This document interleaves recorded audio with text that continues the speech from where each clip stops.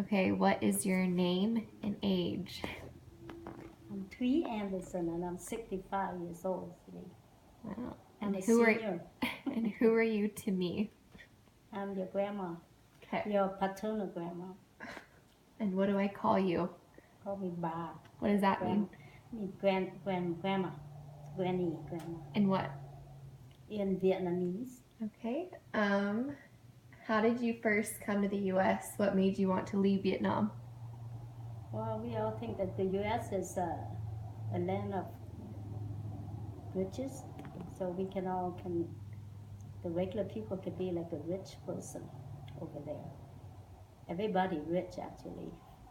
That's what we heard. Everybody rich. How did you come over here? Well, my sister was marrying an American that worked for Pan Am Airline, and I would still go to school, but girl can leave at that time.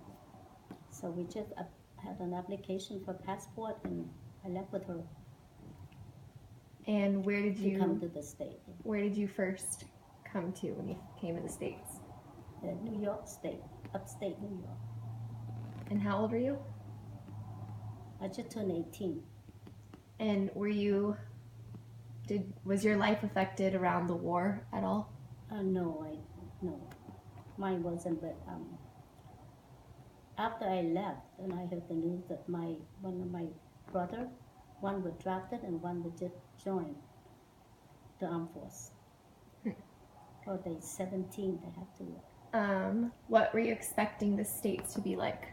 Or what was your first impression when you got there?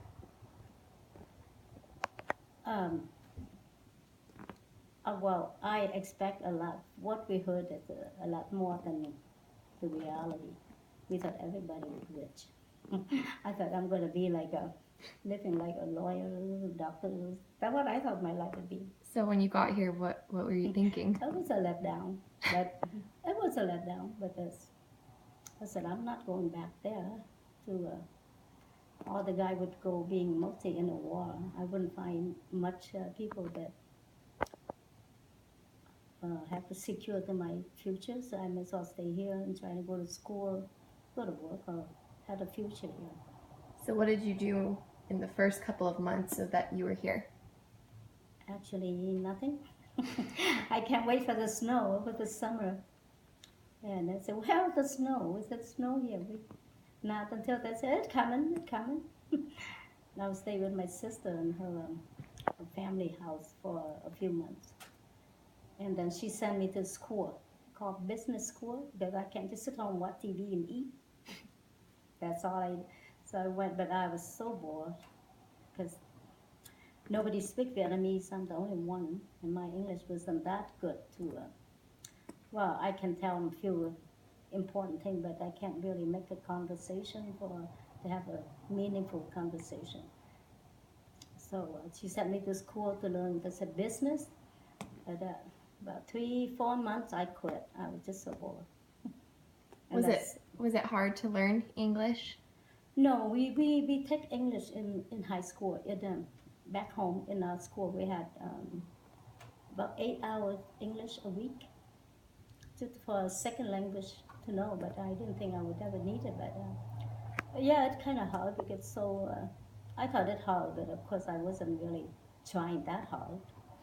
How to pronounce it, how to pronounce it. Was it easy for you to make friends when you got here? Yeah, but well, after I go to work, after like a year or two, I wanted to go to work. What did you do? So it's the little town that they will live in, I was in, is not much, and really not much I can do except factory work, what they call it, right? Mm-hmm. The factory work that which we do in piecework and just put in assembling the same thing. What did you make? Box. They call picture hangers. And the little, yeah, but put them 4 nail, 4 5, some the big one, smaller one, thing like that, and put in a box and close it. That was your first job here? That was my first job. How long did you stay doing that? It's about, I don't know, more than a year. How much did you make off that? I think that was minimum wage. They told me $2.50 or $2.25. I really didn't know. An hour. What were some of the major cultural differences between the US and Vietnam? Well, we never really kidding. You guys joke all the time. Sometimes I didn't think it funny. I didn't take it seriously. We don't take me a while to use it, but really not much. Except you guys so over here so much easier, so much more relaxed, Like more freedom of speech? more freedom. Yeah, more to yeah, and everything. But can kid? We not kidding with a grandma, parent, uncle, and that would say disrespect, but here, well, they're just kidding a lot. And then I remember you saying something about the affection is different, how to show between parents and Yeah, stuff. yeah. They with kids they hug and love, but as you older, they kind of not doing much of that. But we always feel that we are loved, but they love us. But we don't hug every day and say I love you, I love you. But we just all seem like we know they do, and they know we do. Very strict, and we have to do what they say a lot more. Not talking back either. Whatever they say, wrong or right, shut up. Yeah, we do. What was one of the first hardships you had to face here in the United States? I don't think it harsh at all now that I thought about it, except the cold weather. No, I mean like any problems that you faced, or was it all just. No, it's always fine. Well, I really miss home after a while. Then I want to go home, but of course I don't have the money. And I said I don't want to go home to live there because there's no future. So I just want to go home to visit, but I guess I have to wait for a while. And then I went to well, I quit and I'm going with a couple of girlfriends at work. So I met to know the American. I was the only Vietnamese in that town, the only Vietnamese around there, so that I know of. I don't think there's any. They don't even have a Chinese restaurant there. And we live across just next door to the Canadian border.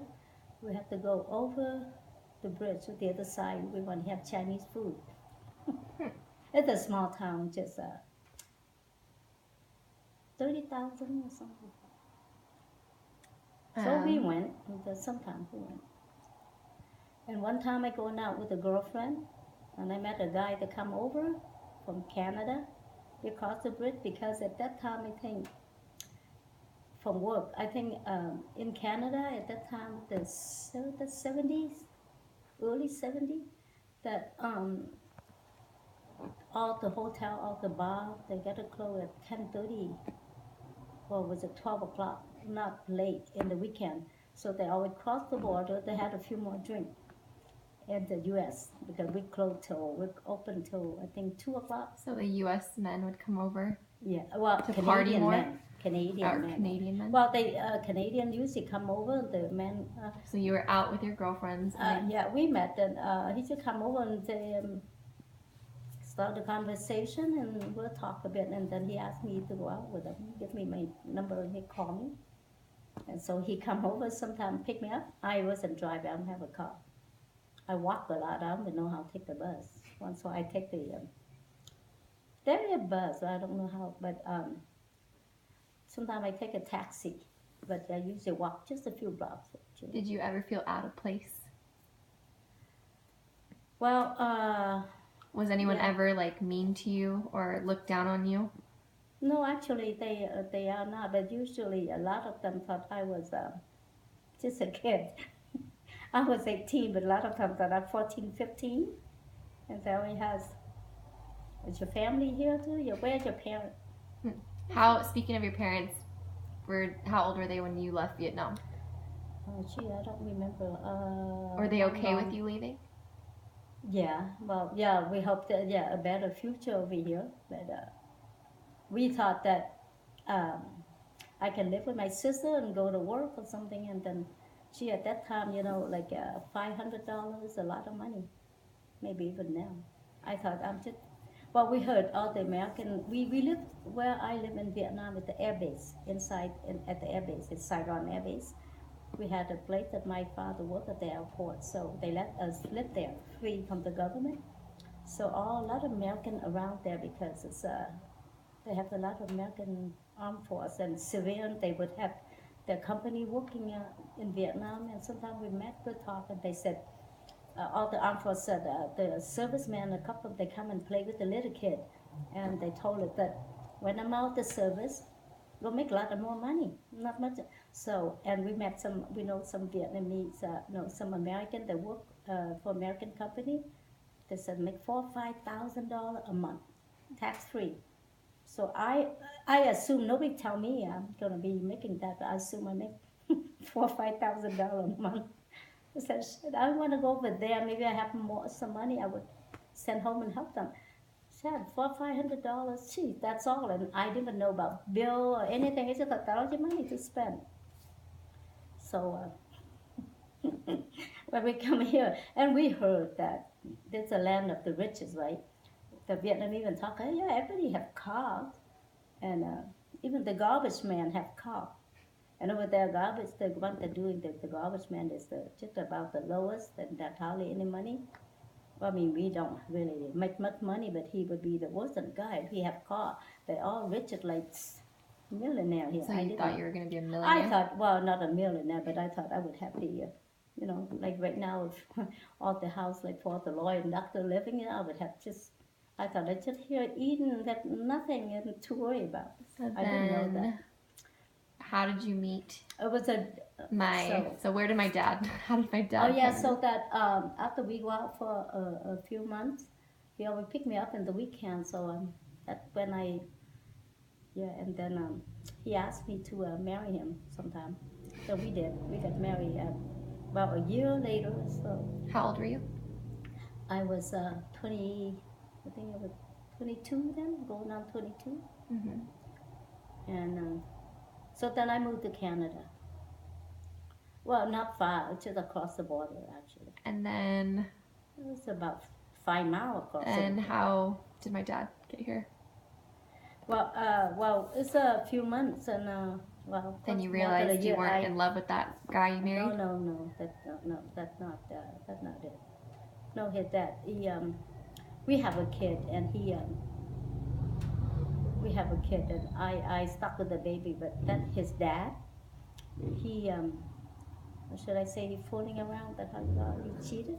I found out after. Well, we leave a wife and a kid, and just go out. I mean, I don't mind who go out to drink.